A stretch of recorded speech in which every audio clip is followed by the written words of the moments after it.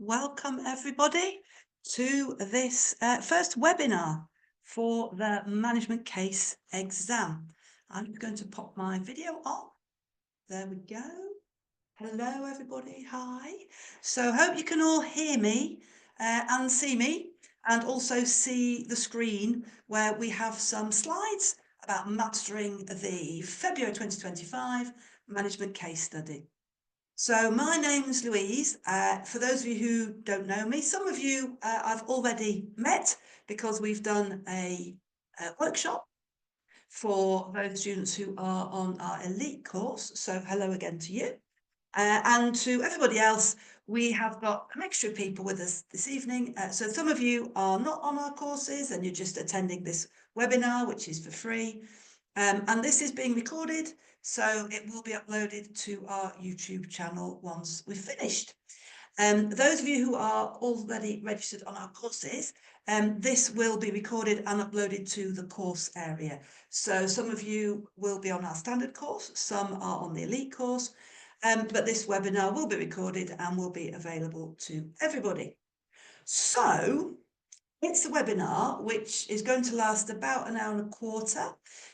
What that means is I'm happy to take questions, but I'll deal with them at the end. So if you want to use the Q&A box to ask me any questions as we go through the presentation, anything about Shiny Glass or about the exam or about sort of the steps you need to take, absolutely fine. Please just pop those questions in the Q&A box and I will happily deal with them, but I'll deal with them at the end of the session.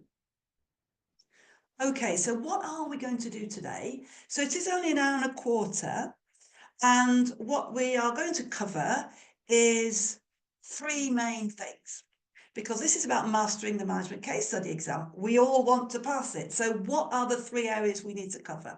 So we need to be really familiar with the pre-scene, Shiny Glass, this fabricator of windows and doors.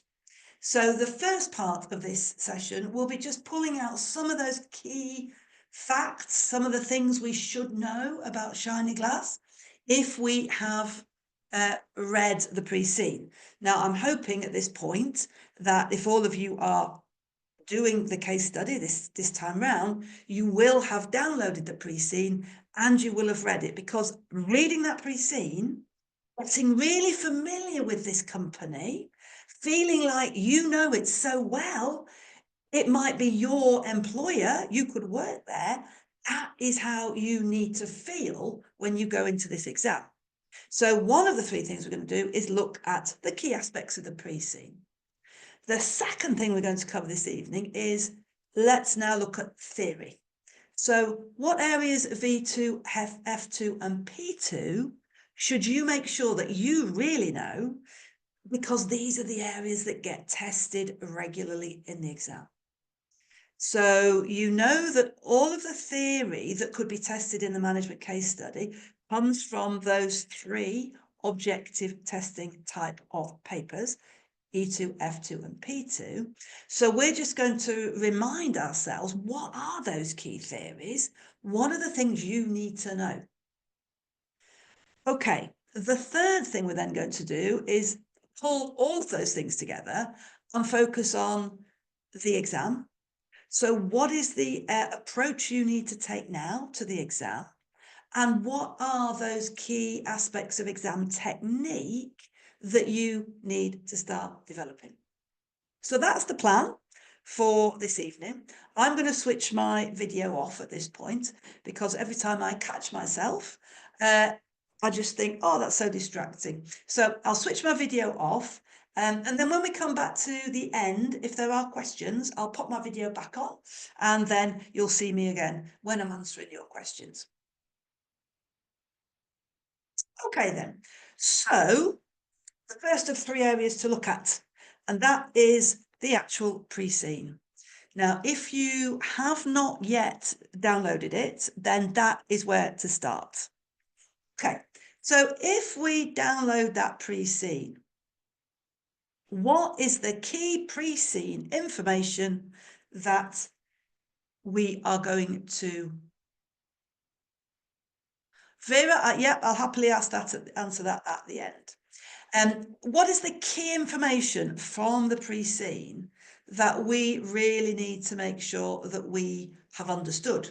Now, the pre-scene is, whoa, how many pages? It's about 15, I think. So what we are going to pull out today as the key information is obviously just, part of that pre-scene. And what you must do is make sure that you are familiar with all of it. But first of all, let's pull out that key pre-scene information. Okay.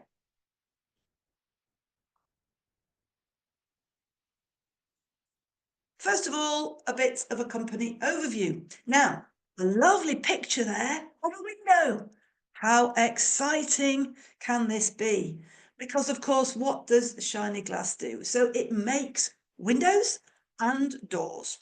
So it is the largest fabricator of windows and doors in a country that's called Templand. Now, with all of CIMA's case studies, the company is fictitious, made up, but made up in a way that is wholly realistic. This is like many companies actually in this industry. And the country of Templand is made up. We aren't supposed to know about the economy or the politics of Templand other than what they tell us so far in the pre-scene. And what's important, of course, is that Shiny Glass is a fabricator of windows and doors. So they make the windows and doors, but as we read the pre-scene, what we realise is that Shiny Glass buys in all of the things that it needs to make those windows and doors. It then installs those windows and doors in customers' homes and other types of properties. And we will remind ourselves that it does that through a whole load of separate external companies, installation companies. So the main focus of what Shiny Glass does itself is actually to produce these windows and doors. Now, we know it was founded in 1962. So, it's been going about 60 years. And what's interesting, I think, about that date is that it really is from the 60s onwards that buildings started to have their windows replaced, because to the 60s, in many developed countries, the windows and doors were made of wood. And of course, what happened is along came UPVC and other types of materials like aluminium. And it's the case that since the mid to late 60s, what has happened in developed countries is the vast majority of buildings have had their windows and doors replaced for UPVC ones. Well, Shiny Glass fabricates UPVC windows and doors. So it's not surprising that since it was established just at that point where the market was changing the windows and doors in buildings, it's not surprising that Shiny Glass grew. And it grew very well from the time it was established up until the pre-scene date. We've now got current information, and Shiny Glass has been growing very nicely. And that was all on the back of the change, really, in the marketplace, in technology changing, and so the market's demanding changes to windows and doors. Now, why is that interesting? That's interesting to me, I think, because, of course, that's what's happened in developed countries. But you could look at the UK as an example, and you could say, well, surely most of the windows and doors have been replaced. And that is probably quite true. So where is Shiny Glass's growth going to come from going forward?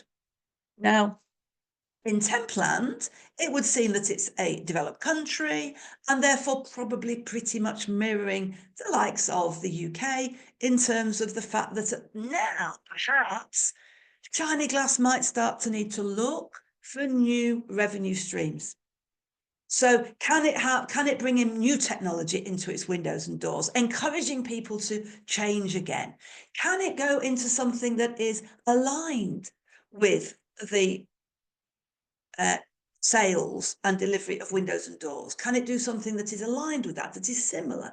Might it do something completely different? Might it actually go into a new country? Because at the moment, it's only selling its windows and doors in Templand. So I think we could probably say, I think, the market in Templand is reaching that sort of maturity level. And so there's going to be a need, perhaps, for Shiny Glass to look to do something different to grow its revenue and to keep growing at the rate it has been. Now, when we read the pre-scene, we must always think, what is the way that this company competes in the market?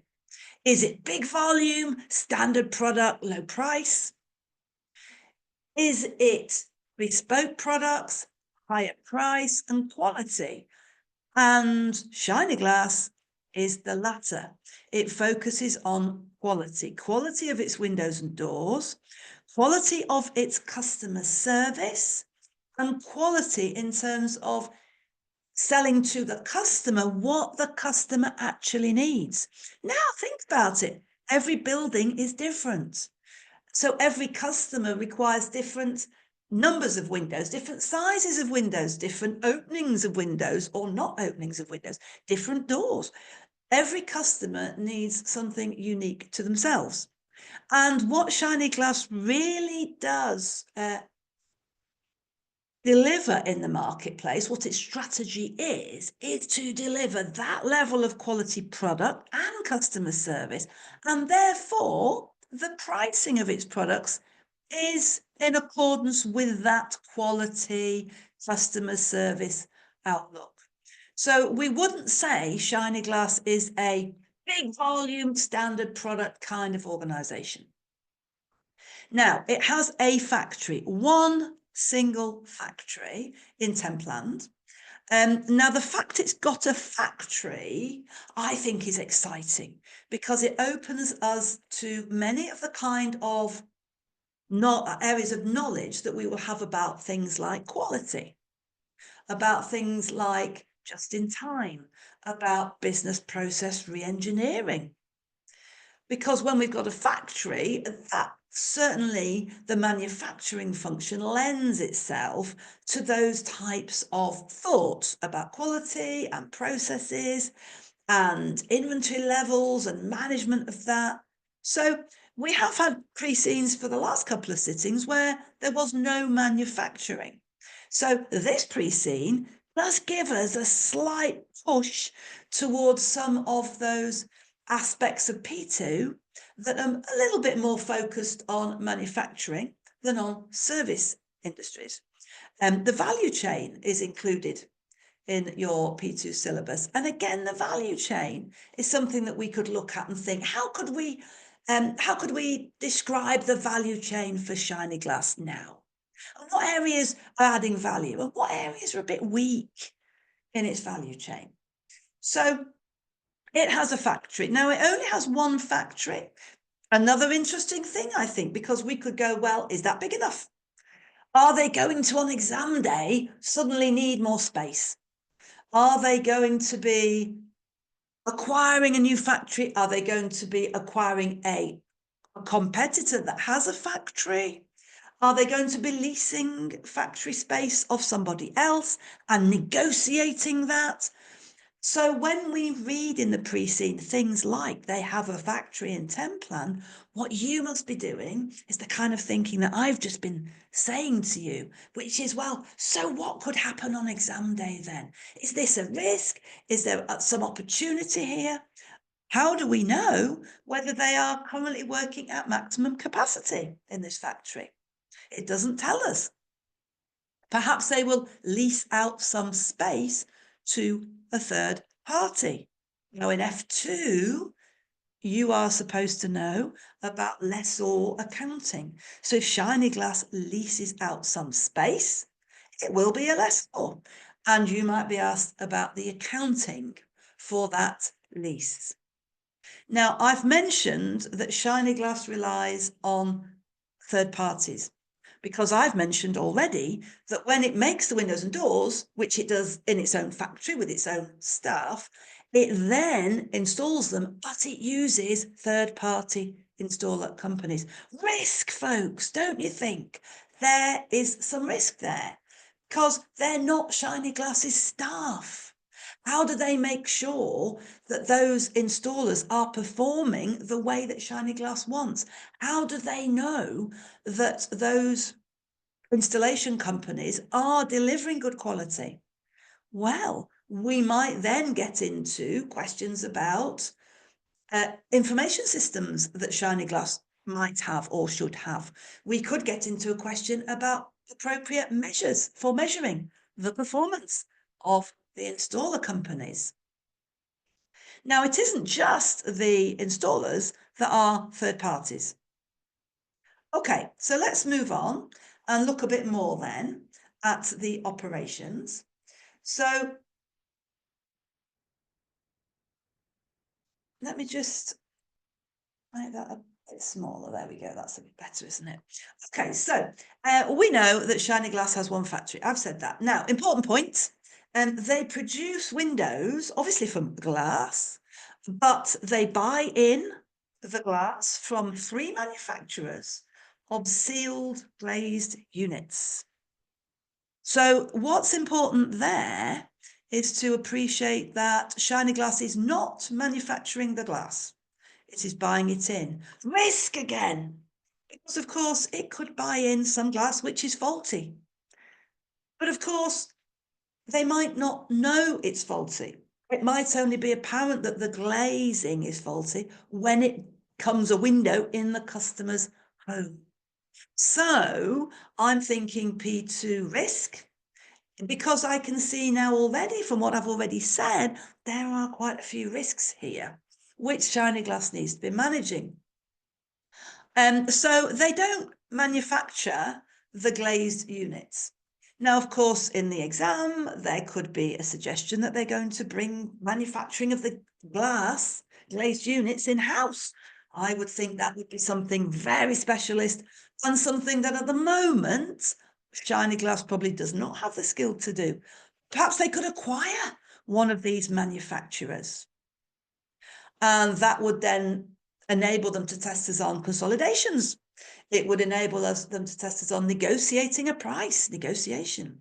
So when I say they could ask us about this or they could ask us about that, that needs to trigger in your mind, whoa, yes. So what could they then test us on from E2, P2 and F2 that would sit nicely in that scenario?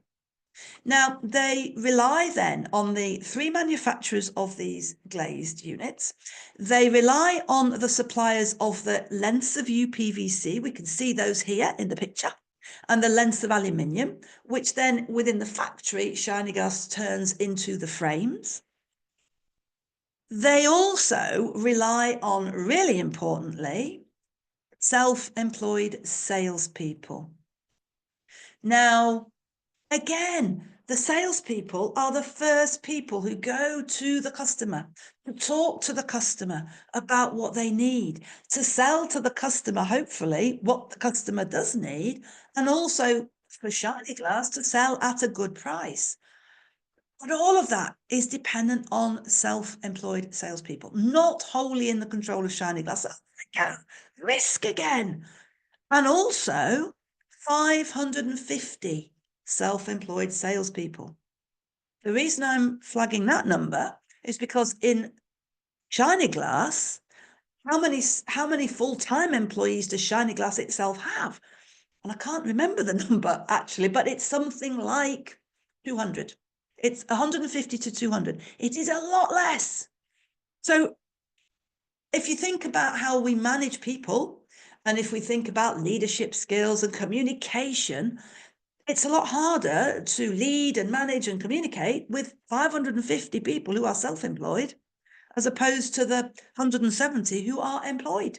Again, these are areas of E2 that we might be tested on. And then remember, the windows are then installed by 40 independent installation companies.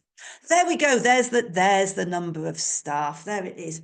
The head office includes 240 employees and the factory has 160. So a smaller number than the number of self-employed salespeople. So again, we have risk. We have all of those communication management leadership issues to consider. Okay. Now, let's just think a bit about the revenue streams. Now, what I said at the start was that we can see why Shiny Glass has grown as it has, because it's grown very much, I think, through that replacement of windows and doors that happened in the sector. So where does it get its revenue from? What are the current revenue streams? And that should make you think, and what new ones might be proposed in the exam. You might have a proposal that you are then going to have to discuss investment appraisal techniques on, or you're going to have to suggest how we could measure the performance of this new part of the business. So what happens at the moment? Well, at the moment, we have got four sort of revenue streams, I would say. So we have the domestic market. So this is where Shiny Glass sells to individuals who own their own houses, to individual consumers. This is where the salespeople go to knock on a door, having been called by this potential customer. They want to find out about the windows and doors. They want to quote. So that is the major part of the revenue, it would seem. But we mustn't forget that there's also a commercial revenue stream, because Shiny Glass also sells its windows and doors to commercial organisations. So think of, for example, hotel chains, think of government with all the local government buildings that they have. Think about companies who have offices and factories. Shiny Glass is selling doors and windows to them as well. Now, I think we can see, and it doesn't tell us in the pre-scene much about this at all, but I think we can see that the sales effort needs to be different between domestic and commercial customers, that contracts would be very different between the two, and that the needs of the two are going to potentially be different as well. Now, they also sell to builders, construction companies. Again, in the pre-scene, it does not tell us how big this revenue stream is, and it doesn't tell us much at all about the nature of any contracts that Shiny Glass currently has. But I can see this could be a significant element of the business and very different from the other two, domestic and commercial, because if Shiny Glass could negotiation, E2, a contract with a construction company to supply all of the windows and doors for the next 3 years, as this construction company builds housing estates of 300 houses at a time across a country, that is a massive revenue stream. And we know nothing at all about how that is managed, who leads that, about who does the negotiations for these contracts.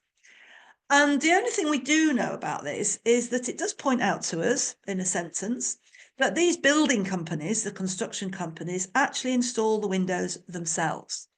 So all Shiny Glass has to do really for them is to receive the specification of what windows and doors they want and make them, deliver them to the construction company. There is no specific going out to that construction company looking to see what they need, discussing their needs, because these construction companies will build standard houses. The construction companies will know exactly what they need, how many windows, what size in each house of each type. They will just place an order and Shiny Glass will just manufacture and deliver. So the construction revenue stream, I think, perhaps presents a big opportunity and perhaps a bit less risk than the other streams, because they're relying less there on the independent installers and on the salespeople. The final bit of revenue stream I want to mention, and we have no idea how much revenue this brings in, is that Shiny Glass does get a commission for referring its customers to a particular finance company to provide the loans to allow the customer to buy the windows. So Shiny Glass has got a good relationship with the finance company, and they are able to then help the customer to get the funding to allow them to buy the windows and doors. You know, a set of 6 or 7 windows and 2 doors is a big investment for a homeowner. So it often will require that sort of debt funding. Now, again, there's not much said about this in the pre-scene, but it could be that Shiny Glass decides to provide its own funding rather than refer it to a finance company. So there's another potential opportunity that could happen in the exam. Now, another important point, I think, because obviously I've taught many of these, and many of these pre-seen have a listed company as the company. Shiny Glass does not appear to be a listed company. Now, it doesn't say it isn't, but it doesn't say it is. So what I think you need to think about there, sources of finance, F2, is if it's not a listed company, which it appears not to be at the moment, what are the sources of finance that it could reasonably secure?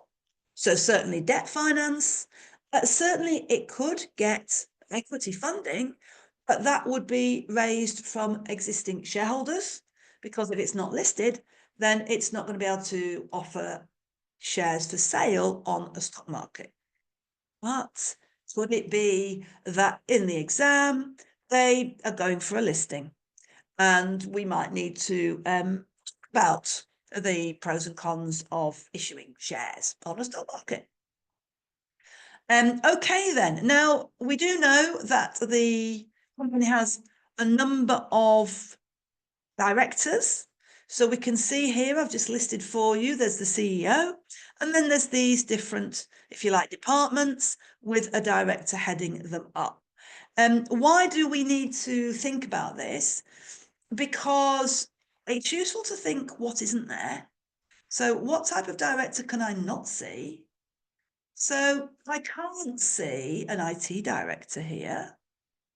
And yet technology could be vital for Shiny Glass in terms of technology of communication with all of these third parties, in terms of performance measurement of all these third parties.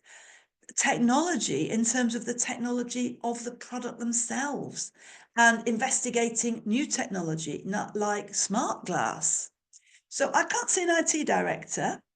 Another reason for looking at these directors is because in the past we've had questions which have asked us about leadership styles of different people within the company. So one of these people.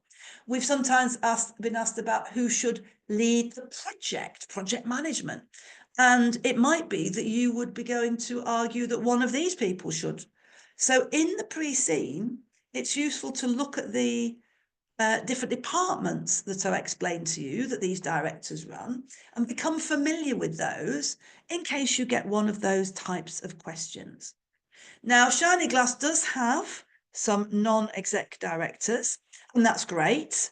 Certainly if it was listed, we would expect to have a balance, wouldn't we, of non-exec directors and exec directors. They have 5 non-exec directors, and they clearly here have a list of 6 executive directors. So if it's not listed, that would seem fine. If it is listed, or if it becomes listed, perhaps they would need another 1 or 2 non-exec directors. Okay, now something that I wanted to pull out for you, which is really important that you spend time on, is the business model. And that's because in many of the MCS exams, there is a question about, and the question will often go like this. On exam day, Shiny Glass has decided to do something new. So let's say they've decided to introduce smart windows, so a new product. Or they've decided to move out of Templand and start selling their windows and doors to the country next door. Or they've decided to bring the financing in-house and offer financing to their customers. Okay, they could suggest in the exam any type of new thing that Shiny Class could do. And the question will often be, evaluate whether that fits with the existing business model. So it's really, really important to understand the existing business model.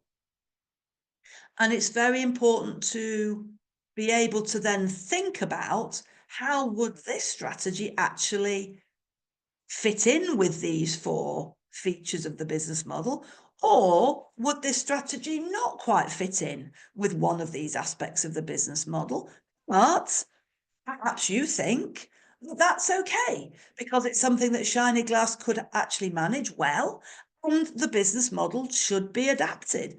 Or you might say, well, I don't think this is a good idea because it doesn't use Shiny Glass strengths. It doesn't fit with the business model. And I don't think attempting to do this as a strategy would be that successful. So make sure we understand the business model. So briefly, Shiny Glass creates value through that network of partners, the salespeople, the installers, the finance company, the manufacturers, and customers value, so pay for, quality windows and doors and the fact that they are saving energy. So sustainability does come into this pre-scene because, of course, double glazed windows, of course, they are there to save energy, reduce the carbon footprint of buildings, and that's something, again, that customers are willing to pay for. Shiny Glass delivers value by making sure they provide customers with what they actually want, and they do that by relying on these self-employed salespeople to understand the customer and to sell them what they actually need. Bear in mind, there is an opportunity, I think, with the salespeople for lack of goal congruence, dysfunctional behavior, E2. Because, of course, the salespeople earn a commission. They're just happy to sell. Does it matter to them if they sell more expensive windows than the customer needs, more high-spec windows than the customer's needs? It means they get a bigger commission, but is that what the customer actually does need? Is a question.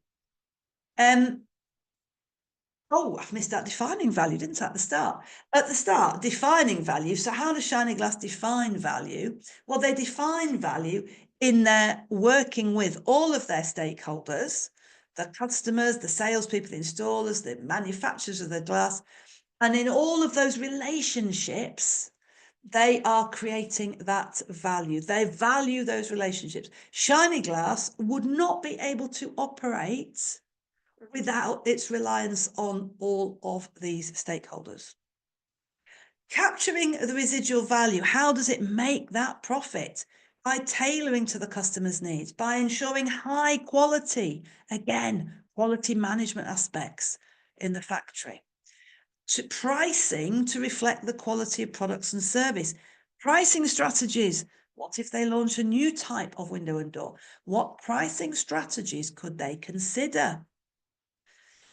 Quantity discounts are given. So again, they give discounts to entice the customer in.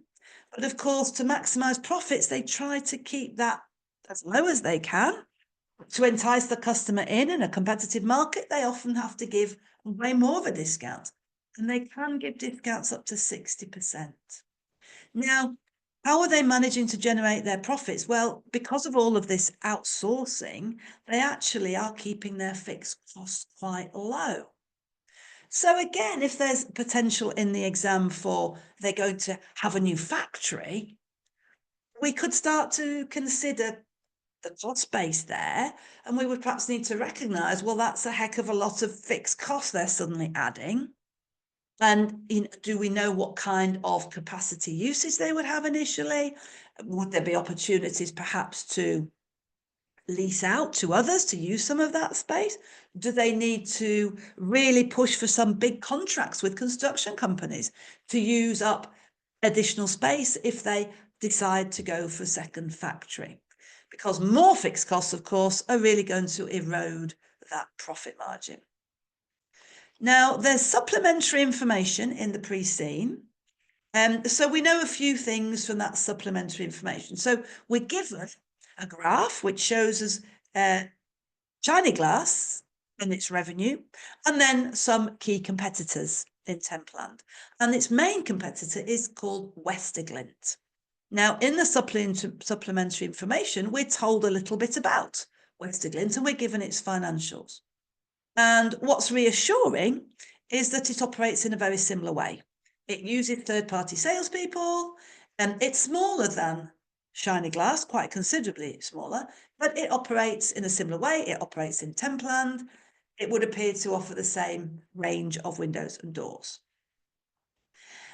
We know also, what's also useful, I think, about Westerglint, just to point it out to you, is that when we look at the financials for Shiny Glass, we can look at the financials for Westerglint, and in terms of ratios, there's nothing outstanding to distinguish between them. So we're not looking for some magic, oh my goodness, Shiny Glass's liquidity is dreadful compared to Westerglint. There isn't that distinction.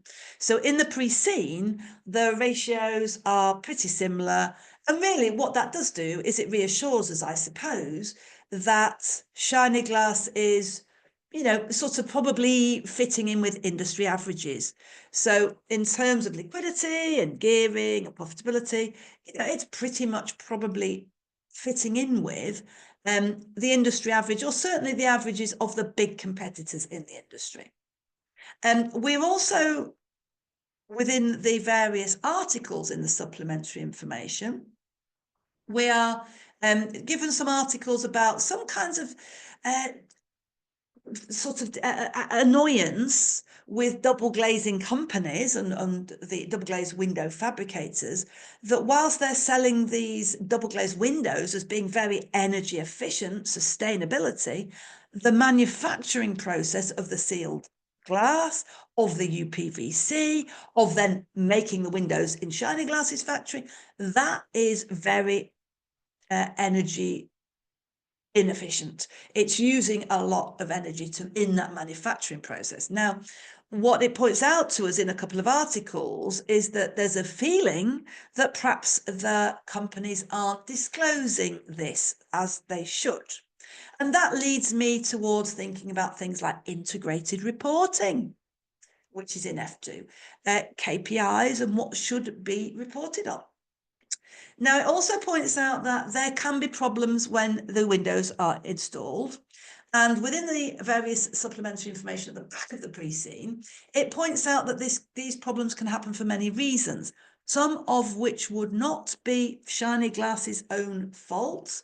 It might be a manufacturing issue in the glass manufacturer company. It might be the installation company that's installed it incorrectly. It could just be there's condensation, which is sometimes a naturally occurring thing with double glazed windows. Depending upon the temperature difference between inside and outside of the house, there can sometimes be condensation. That does not mean that the window is faulty. So there could be some misunderstandings from the customer's perspective of whether the windows are faulty or not. And also, you know, customers can damage windows. They can slam them shut and crack the glass, then try to claim that the crack just appeared. So when I'm thinking about that, I'm thinking about negotiation. We might have to negotiate with the manufacturer to share the cost of any repairs or replacement to customers' windows. So I could see negotiation being tested. I can also see F2 provisions being tested, because I'm thinking that Shiny Glass must have to make provisions for repairs, because it does offer a warranty with its windows. And if it offers a warranty, that means it will repair those windows for free. Of course, that comes with a cost internally, which would need to be provided for. So IS 37, F2 territory. Do you know how to account for provisions? We know also that salespeople, independent, self-employed, are only paid by commission, which means that if a salesperson goes to a potential customer and spends 4 hours with that customer, but the customer does not finally place the order, that salesperson gets no income at all. And in the articles we read in the pre-scene, some salespeople have said that sometimes that lead, that potential customer, was a poor lead in the first place. And the fact that that customer was not going to place an order is not the salesperson's fault, but they're wasting time and not getting any income from that.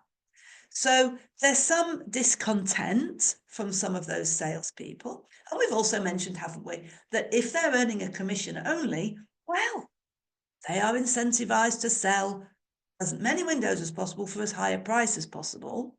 Excellent for profitability of Shiny Glass in the short term, but not so good if you're upsetting customers who then realize they've been oversold.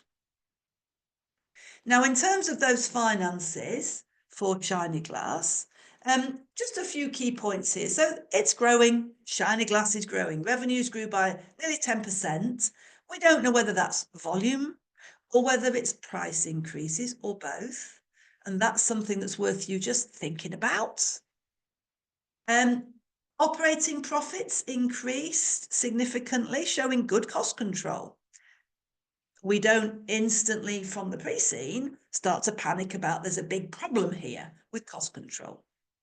Operating profit margins grew from 34% to 39%. Westerglints are a bit higher, but they are showing similar growth. So, we can see that there is good cost control. Perhaps Westerglint somehow in its operations is managing to deliver that higher profitability through better cost control or better management of processes. It is profitable. We don't have to panic about that. Profits after tax were $38 million, 10 planned dollars, significant increase on the previous year. And their payout a dividend, remember, they have shareholders, it's a company, but of course, if it's not listed, then those shareholders are likely to be individuals, are likely to be perhaps specific venture capitalists, perhaps. We don't know who they are, but those shareholders do get a big dividend because they get 75% of the profit after tax. I put FY24 there, but of course that should be 22. Sorry about that. We're given in the information, aren't we? Financial year 2022. Okay, what about the key ratios? Well, I think I've already said to you, there's nothing really that makes us panic here. So gross profit margin, improving position. No, what am I talking about? We're given 23, 24, aren't we? So when I said FY22, I mean FY24. So here we are, 23 and 24, improving slightly gross profit margin, good. Improving operating profit margin a bit, great. Net profit margin, improving, super. Current ratio, so liquidity-wise, well above 1. It is a declining position. So I would therefore go, okay, well, by the time we get to exam day, has something happened which has made that get worse? Or is there going to be a proposal which the board are proposing, which we are asked to evaluate? And we can see that it might make the current ratio go significantly worse. Now, we know that Shiny Glass has debt. Here's the gearing ratio. So we know they have debt, they have loans. Remember, loans often come with loan covenants. What are loan covenants? They are rules in the loan agreement that say you must keep your gearing below 50%, or you must keep your current ratio above 1.3. And if the company doesn't do either of those things, the loan could be withdrawn by the bank. How bad would that be for Shiny Glass? So the current ratio is all right at the moment. But we have to be aware that if something appears in the exam day that would cause that to decline, it could be an issue. Now, the gearing has basically not changed. 33%, similar to Westerglint. So we'd have to assume that that is the general acceptable in the industry. But again, be ready for in the exam, they want to build a new factory. They're going to take out a 20 million loan or a 200 million loan. What might that do to gearing? What that might that then mean to the perception of risk that the shareholders might then have? Now, when you're reading that pre-scene, it's really, really important to, as I've been doing as we've gone along, to think, so what might they ask me on exam day? Now, you can think of things yourself just from reading the pre-scene, because we see what they do and we can just think, well, what might they do next? So that's one way of establishing potential scenarios for the exam. And of course, what's really helpful to you is to think about potential scenarios before the exam. Because if you can think through a few of these and just think just for 10 minutes, oh gosh, well, what would be the advantages of that? And that might involve communication, or might involve transfer pricing, or oh, that might involve a pricing strategy. If you can think like that in the weeks up to the exam, then when on exam day you get a question about transfer pricing or product pricing strategy, you've already thought a bit about it. You'll feel confident enough to be able to write a good answer. So thinking through potential scenarios is really helpful. Now, obviously, if you're on our course, you're going to see 4 different mocks, and we've got 8 questions in each mock. So you're going to see lots of different questions, and you're going to see different potential scenarios. Another way of thinking about potential scenarios is to look back at previous exam sittings. For previous exam sittings, not shiny glass, but earlier pre-scenes, so flat hall, cut car, the ones before, there's no need for you to read their pre-scenes. What there might be a sensible need for you to do is to look back at those exams and just look at what the examiner actually did on exam day. What kind of scenarios happened to these companies? And then what were the students asked about? That will really help you to think about what could the examiner do on exam day with shiny glass? And what might they then ask me?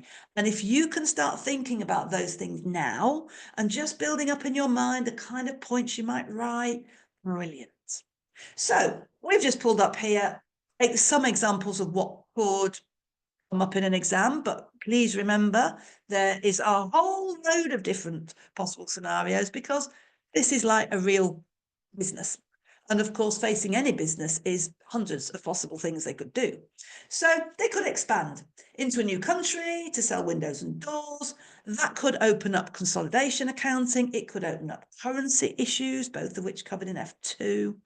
It could open up negotiation on price. It could open up communication, how we're going to communicate across these 2 different countries. It could bring in information systems and how we might expand those. A project, perhaps, to align the 2 companies in the different countries, or to align the new factory in the new country, and to create it and establish it, a project, so project management. A new revenue stream, we might offer a different type of window. So wooden windows, whilst we've talked about them being sort of, if you like, older windows, in historic buildings or big manor house types or listed buildings, they still need to have the original style of window, which would be a wooden window. So perhaps Shiny Glass could start offering wooden windows into that sort of almost niche market of historic buildings. They could offer triple glazed windows. Do we know if anyone in Templand is currently offering triple glazed windows? Well, we don't, but in the real industry, that is up and growing. We could offer a new service, for example, spray painting of the UPVC windows. So we install perhaps just white or black or white or grey, but we offer another service, which is we can come round and spray paint those windows and doors once they've been installed pink. So we could offer some kind of service like that. Acquisitions, we could acquire another business. We could acquire Westerglint, or we could acquire one of the smaller competitors in Templand, or we could acquire outside of Templand. We could acquire some business that is not to do with windows and doors. For example, a roofing company, because the UPVC that Shiny Glass uses in its factory to make frames for the windows, of course, UPVC can be used on the roof line of buildings as the soffits and fascias for buildings and as drain pipes for buildings. So as in their factory, they're working with UPVC to make frames, they could work with UPVC to make the roofline products like soffits and fascias. So that would be something completely different. And that could be something where they say to you in the exam, discuss how that fits with the current business model. They could restructure, couldn't they? We've said, haven't we? They rely so much on third parties, self-employed salespeople, installation companies, the manufacturers of the seal glass. They could bring some of that in-house. And that would be a big restructuring of the business. It would involve a project to determine how to do that.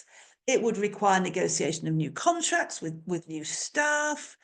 There's lots of potential implications of that. They could decide to restructure into divisions.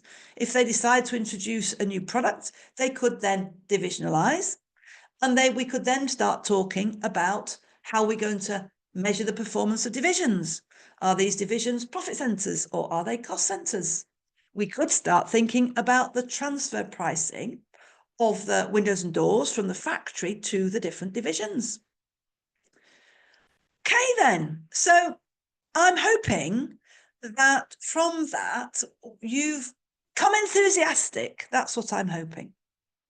You've become enthusiastic to go and read that pre-scene really carefully again and start questioning and thinking what could come up on exam day and thinking about the kind of way that the examiner could test us out.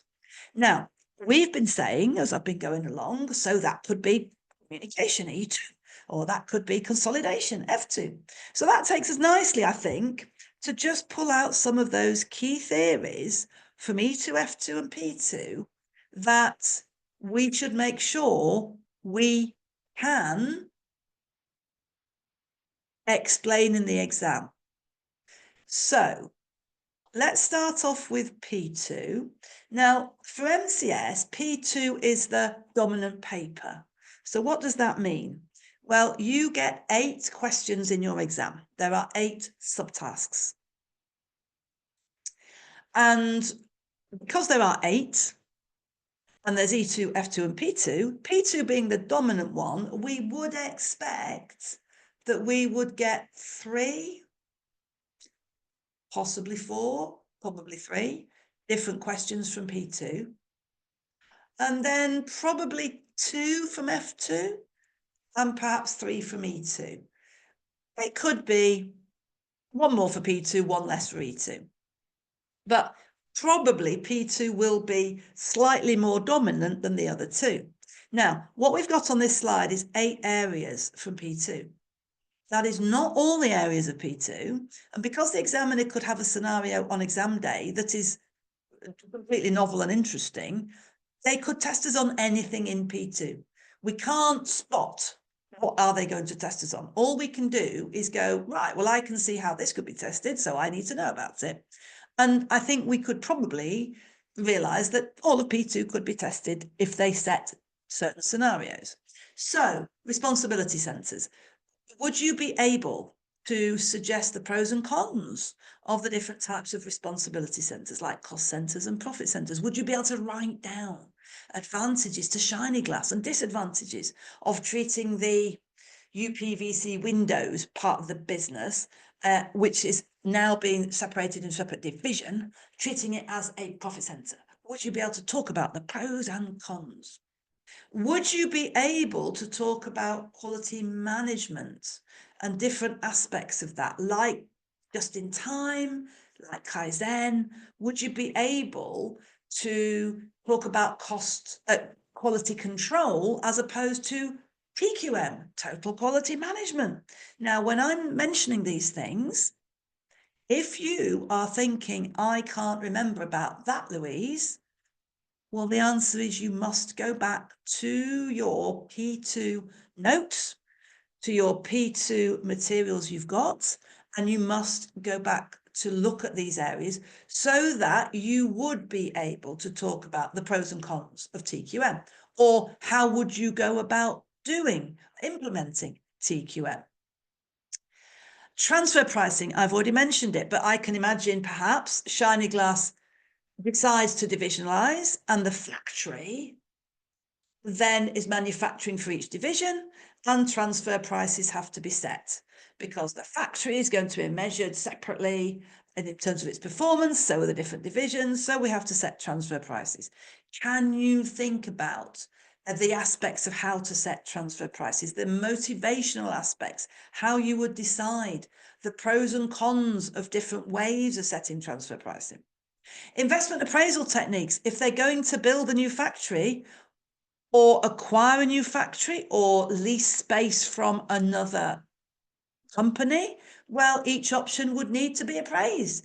So can you discuss a net present value technique? Would you be able to talk about the kind of cash flows that they would need to consider if they were going to do a net present value on the building of a new factory? So remember, in the exam, the case exam, you will not be asked to do a big calculation. You will not be asked to do any big calculations, but you could be asked to discuss what cash flows you would expect to see in a net present value. You could be asked to discuss the differences between using net present value and internal rate of return as investment appraisal techniques. I've mentioned a few risks, haven't I, so far this evening? So can you remember how to manage risk? Can you think about different strategies for dealing with risk? Can you think about how to assess risk? Because those could well be asked about. The examiner regularly asks about risks. Pricing. What are the different pricing strategies? What consideration would there be if they launch a new product and have to determine a pricing strategy? Now, we've seen that profitability is rising and we appear to have costs under control, but can you think about different aspects of cost management? And would you be able to think about the cost implications of some new strategy that's proposed? Value chain. Because there is an element of manufacturing for Shiny Glass, but also there is installation and there is the salespeople initially going out and talking to the customers. I think looking at that value chain, remembering the different primary elements of the value chain and the supporting elements, thinking what those are for Shiny Glass, thinking which of those areas seem really strong, which areas might be less so. Again, they could test us on the value chain. Now, remember, these are just some of the topics that could be tested. Any topic in P2 could be tested. What about F2? Now, F2, I really want to give you a warning. And here it is. After every exam sitting, when the examiner produces his post-exam report, the examiner always says that the F2 questions about accounting standards and consolidation are done very poorly by students. They are by far the worst questions in terms of student performance. So what does that mean? It means that for consolidation and accounting standards that are in F2, you must learn how the accounting is done, because you could be asked how Shiny Glass should account for the acquisition of Westerglint. What impact would it have on the financial statements? You could be asked about a big contract Shiny Glass is negotiating with a construction company, and you could be asked about how the revenue should be recognised. Because the construction company might pay a lot of money up front as a sort of down payment. It might be a 3-year contract. They might pay in stages, and Shiny Glass might deliver a different number of windows each year of that contract. How should Shiny Glass recognise the revenue? You could be asked about intangible assets. Shiny Glass has got intangible assets on their balance sheet, their statement of financial position. We don't know what they are. They could be patents. They could be development expenditure. They could easily ask you about how would you account for this expenditure that Shiny Glass has spent this year on research and development. They could ask you about the fact they've just paid $30 million for a patent. How should that be accounted for? Provisions, I've already mentioned those. A provision for a warranty claim. What about a window fell out, it hit the customer on the head, and the customer is claiming compensation? There needs to be a provision. Do you know the definition of a provision? Would you know the definition of a contingent liability? Would you be able to explain the difference in the two? Right.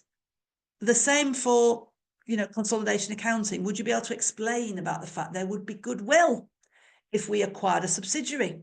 Would you be able to explain how you would account for a subsidiary? Would you be able to explain how to account for an associate? Again, if those things at the moment in your mind are, no, Louise, I can't, you must go back and be able to, this is what you need to be able to do. You need to be able to write down on a blank piece of paper the rules for accounting for each of these areas without looking at your books, your notes, because that is what you might have to do in the exam. Now, within F2, there is also sources of finance, pros and cons of debt funding versus equity.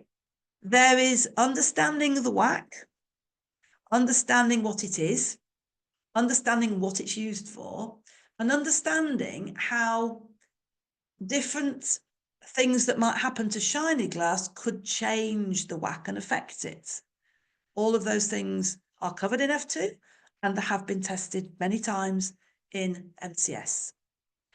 Finally, make sure that you are happy with ratios and interpretation of financial statements, because, as I said before, you might have to explain how something that Shiny Glass is about to do will affect ratios.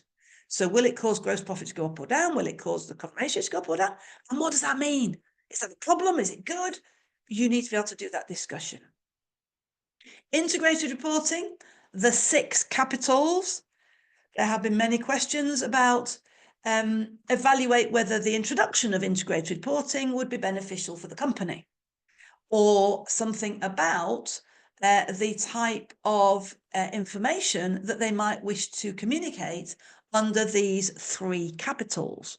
And then they say human capital, manufactured capital, and financial capital. So integrated reporting, again, technical area, be up to date with your knowledge. Finally, E2,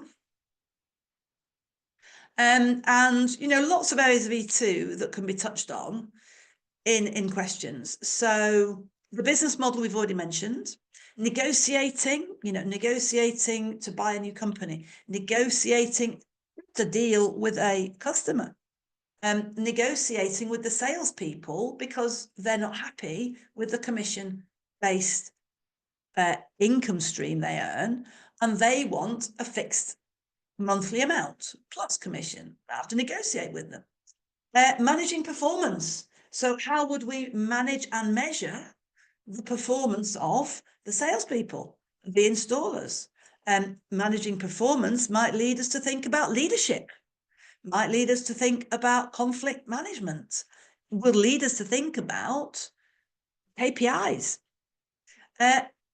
Empowering people and how we manage people, but management and empowerment, giving people authority or not. Leadership styles, which are working and which aren't. What would be a better leadership style than the leadership style that's being described to you in the exam that the production director has, which you can see isn't working? You need to explain what type of leadership style is it? What's he doing? What is the evidence of the leadership style? And what would be better? How can we see it's not working? Digital disruption. We're often asked, in an exam scenario, the company is introducing something IT-wise, something technical, digital, and we're asked, do we think it would be a digital transformation? So would it really step change what's going on in this industry, or would it just be an improvement? We might have to argue whether some kind of digital development is really, really transformational, step change, going to give Shiny Glass a real step up on its competitors, or whether actually it could easily be copied, whether it's actually quite high risk, whether actually you're not sure the customer would even value it. Can we talk about effective management of teams? How do we build teams? How do we manage teams? What makes for an effective team? A lot of that, there's some common sense there, isn't there? Sort of team building activities and management of the different people within the team, good communication within a team, lots of good common sense that's coming from various areas of E2, but it's also coming from a lot of common sense. Project management. We're going to build a new factory. There's a project. We're going to develop smart glass. There's a project. So what are the stages of a project? How would we manage each stage? What would be the challenges at each stage? All of these things have been asked in the past. Now, we're about to move on to the third area that we need to look at, which is, okay, then, so what do you now need to do? And what are the sort of exam technique things to consider? But before I leave the theory, I want to say something very, very important.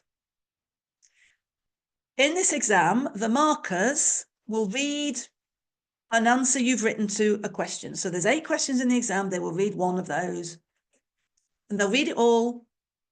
And they're not looking for specific points. They are looking for a well-written answer that is well applied to Shiny Glass. This exam is about, can you use your CIMA managerial knowledge in the real world? Would you be able to use the knowledge you've currently got in your workplace to come up with a sensible suggestion if your own real manager asks you something? That is what this exam is supposed to test. So what the examiner does not want, so you must not do, is just write a theoretical answer. If they ask you about negotiation, they are not asking you to write everything you know about the theory of negotiation. They are asking you, should Shiny Glass negotiate this contract over the next 3 weeks? And that is what you need to answer. You can use your knowledge of negotiation to help you come up with some sensible points. But you are applying all of the knowledge I've just talked about, all of these theories, you're always applying them to Shiny Glass and to the situation in front of you on exam day.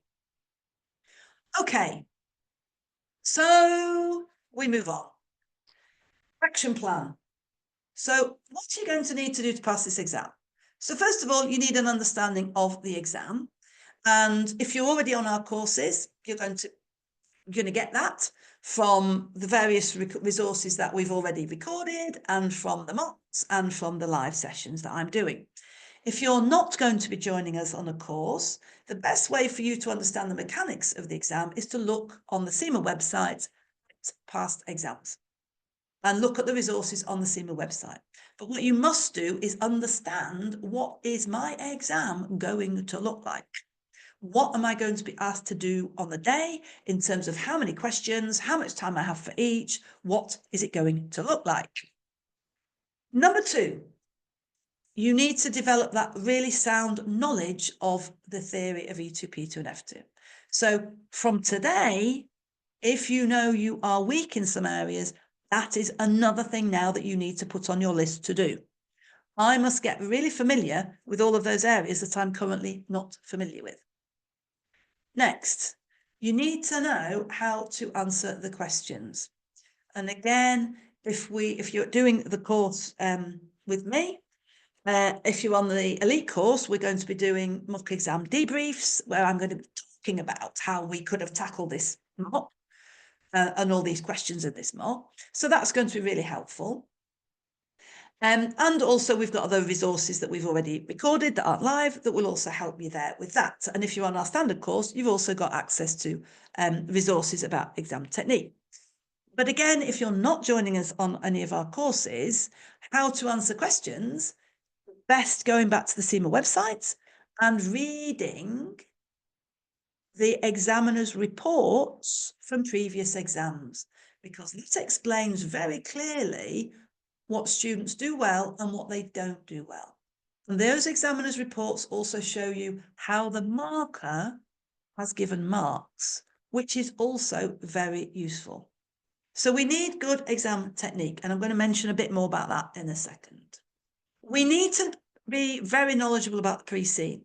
Now, on exam day, you do get the pre-seen in your exam. You don't need to learn it, but what you do need to do is have enough knowledge of it that you feel like you work there. If someone said to you about the organisation that you actually do work at, how many factories have you got and how many people work in your company, you'd be able to tell them. You need to be able to talk about Shiny Glass from that pre-seen as if you work there. So it's not rote learning it, but it's just getting familiar with it. Because the more familiar with it you are, the more confident you will be in applying your knowledge and your theories in a way that you think, yes, that is a sensible thing to say. Yes, that is good common sense, because I know what Shiny Glass is about and I know that fits in well. The next thing you need is time management. You've got 3 hours for this exam. There are 4 sections, each 45 minutes. Within each section, there's usually 2 subsections. So 4 sections, 2 questions in each, that gives us 8 questions. Usually, that is the number of questions. There are definitely 4 sections, so 45 minutes to answer what is usually 2 questions. And in a case exam, for anyone who's not done one before, the 45 minutes will be ticking down from the minute you start that section, and will automatically end after 45 minutes, and you will be automatically moved to the next section of the exam. And you cannot go back. So time management is critical.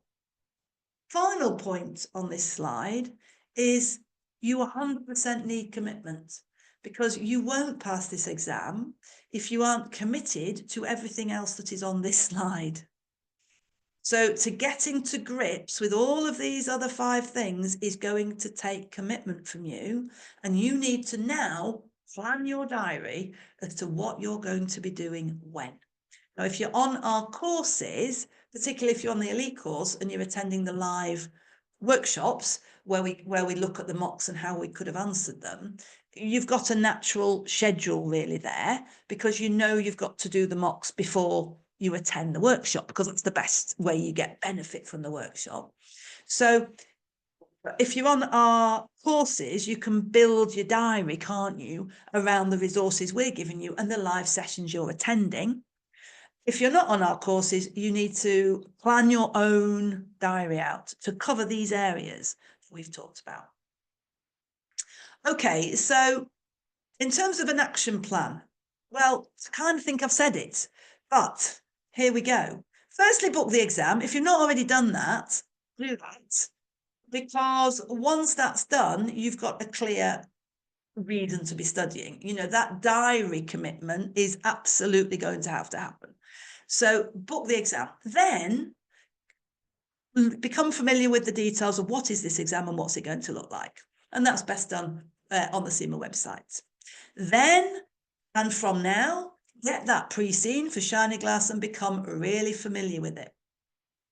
Again, from now, revise the key theories from P2, F2 and E2. And when I say key, really, any of the models, frameworks, concepts could be tested. So don't exclude any significant model or theory or concept. Week by week, you need to be practicing questions. So if you're on our courses, you have access to mock exams. You also have practice questions that are on our applied webinar recorded sessions. So on our applied E2F2 and P2 recorded webinars that I did for November, there are questions in there which are useful ones for you to go, okay, I'll try that one. And then you can see what we said in the webinar would be a good answer. So attempting mock papers and practice questions. And remember the other thing I've said already, you can also look back at past exam questions. Look at what the examiner set and go, right, if the examiner asked me that about shiny glass, what would I write? When you're doing mock exams, and if you're getting them marked with us, you must take on board the feedback of the marker to identify where your exam technique is not quite strong enough. No one is expected to be able to write their first mock exam and get a brilliant mark, because it would suggest that you don't need any work to pass MCS, and you do. So if you're doing mocks, it's really important to use them as a learning and development tool to see the feedback, understand that feedback, and then have an action plan as to how you're going to deal with that in the next exam you do, the next mock or the next question. It's not about how many mocks you do, it's about how much you learn from doing them. All the way through to the exam, you need to balance these things.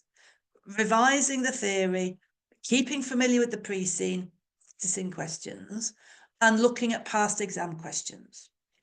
Really important, as it says at the bottom, is that practice makes perfect. Well, we don't need to be perfect. That's good news. But we do need to pass.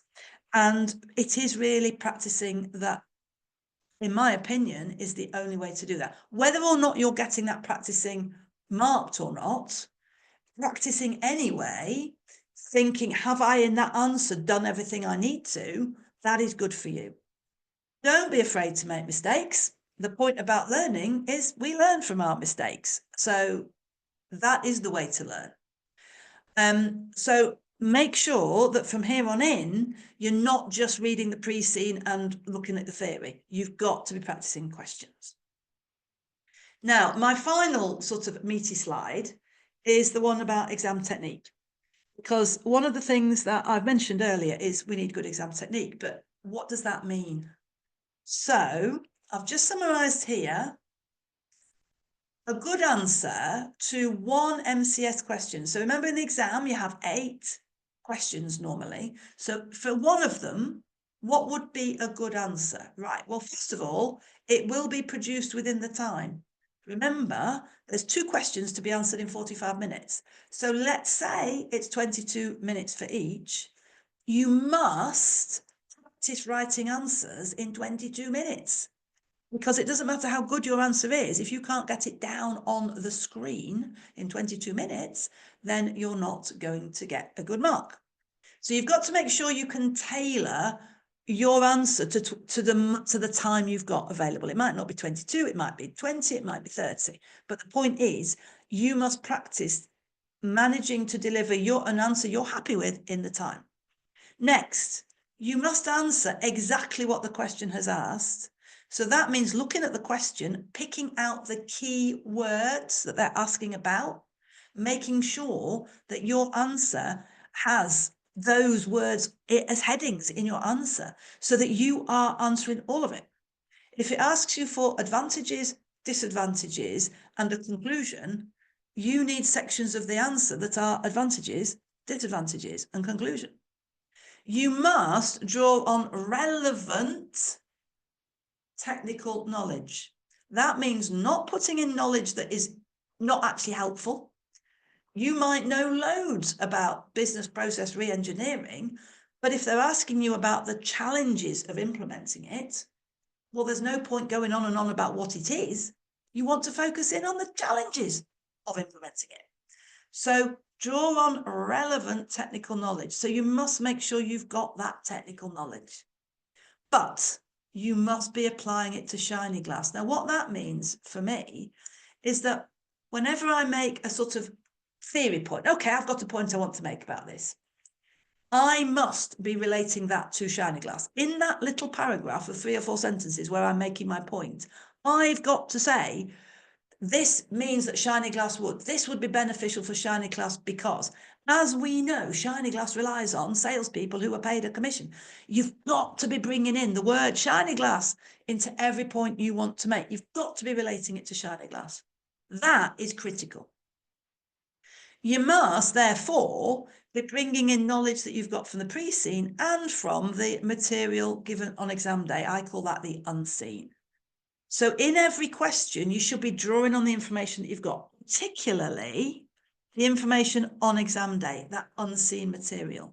What have they told me here? And for each section of the exam, 4 sections, there will probably be extra information of about half a page to read. It's really important that that information, you think about it and you bring it in to the answer to support what you're saying. Final point, this is a practical exam. I've already said to you, writing lots of theory, you'll fail. Be practical. Write an answer that you actually believe, that you actually think Shiny Glass would do. Don't write an answer that you think, well, this is just an exam. No one would really do that, but let's write it anyway. No good. This has got to be practical, sensible, feasible. And finally, really important, and this gets you the really good marks in this exam, fully justified. So what does that mean? If you are saying, oh, I know, Shiny Glass would find it difficult to implement business process re-engineering because the factory is working at full capacity. So you might think, well, that's a good point. You know, how can they sit down and start re-engineering it when they need to be using it all the time? It is a good point, but you've got to fully justify it. That means you've got to explain it more.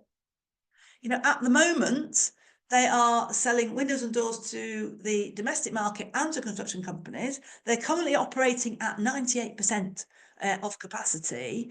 And if they were to start rearranging and reorganizing and changing things in the factory, they would have to reduce the amount of windows and doors they could produce, and that would have a massive impact on revenue and profitability. That is you explaining why you don't think it'd be very easy to implement BPR in the factory. You're justifying why you've said it. This is a bad idea because, and you're really justifying your point. So any point you make, you must think, have I really justified it?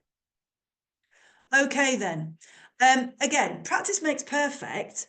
And all I've just wanted to add in here is that you must review answers to mocks, if you're doing mocks, review the official answers, understand from them what makes that official answer a bit better than your answer.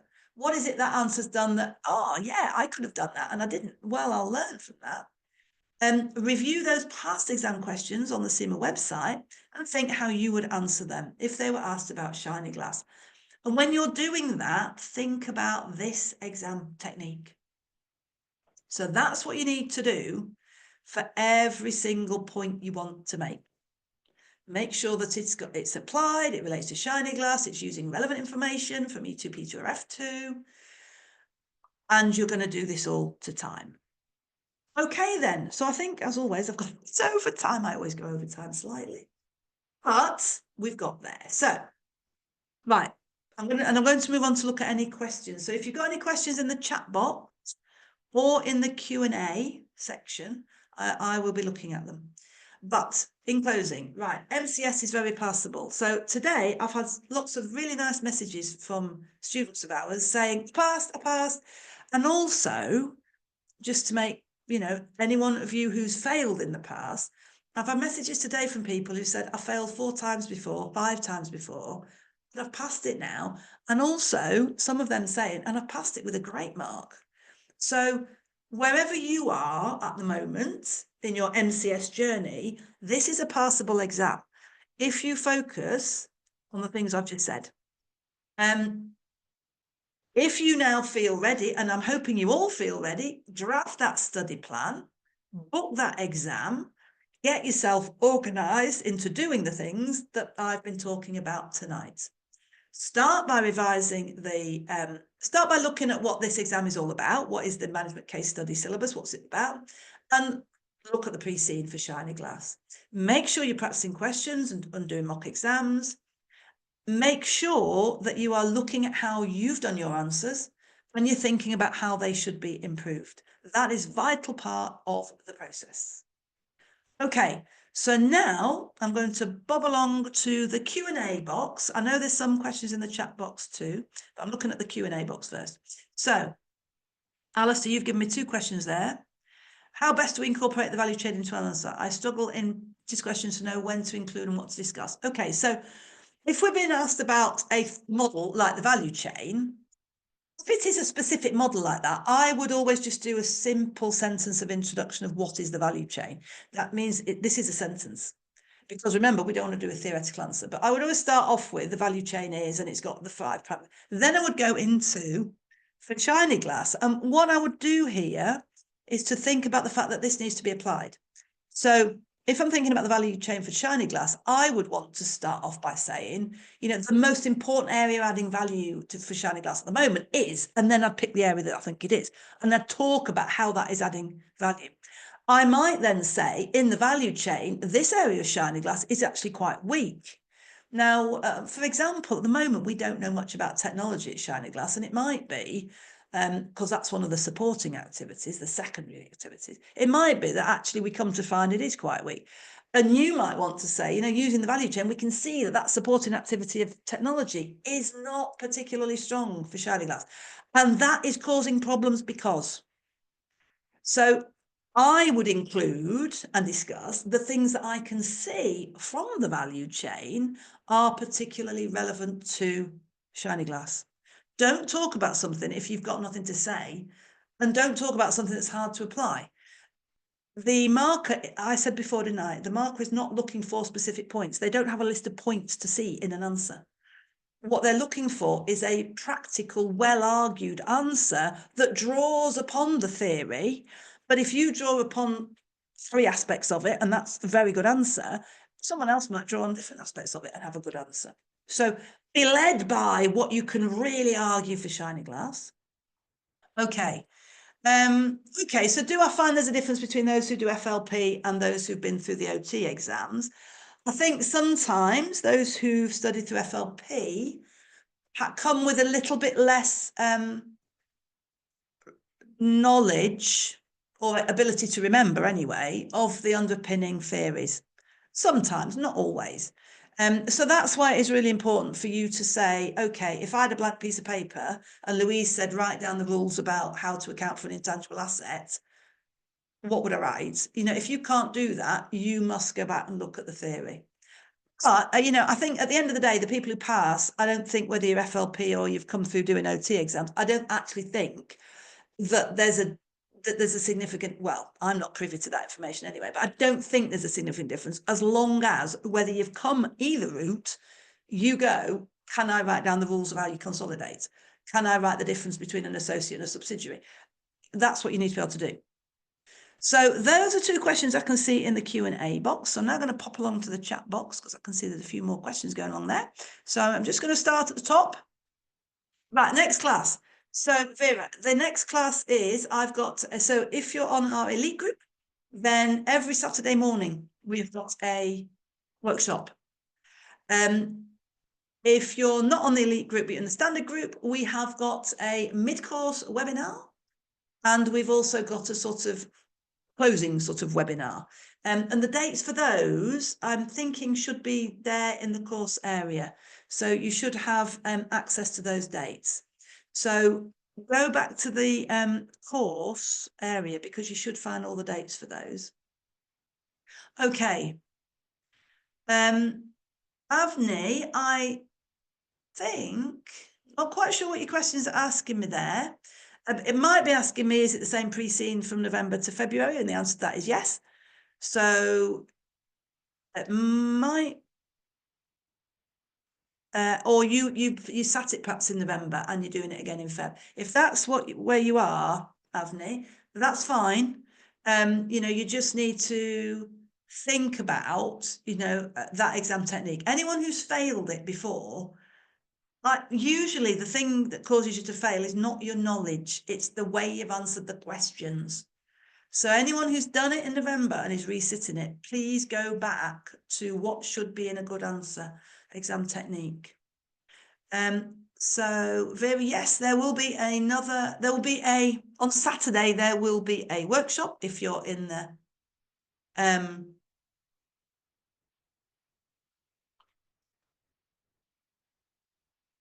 so Vera, the next class is on Saturday. There isn't one tomorrow. So on Saturday, we've got a workshop, which is going through Mock 1. And then there's a couple more of these webinars mid-course and then at the end. But there isn't a class tomorrow. Right, so Leah, the annual pass question. Okay, so I'm not the best person to ask for that because I'm the MCS tutor, but in terms of what is in an annual pass, I'm not too sure. But question like that, best thing is email info@vivatuition.com and that'll be picked up straight away. And one of the guys who knows exactly what's in the annual pass will answer that for you. I don't want to give you the wrong answer to that.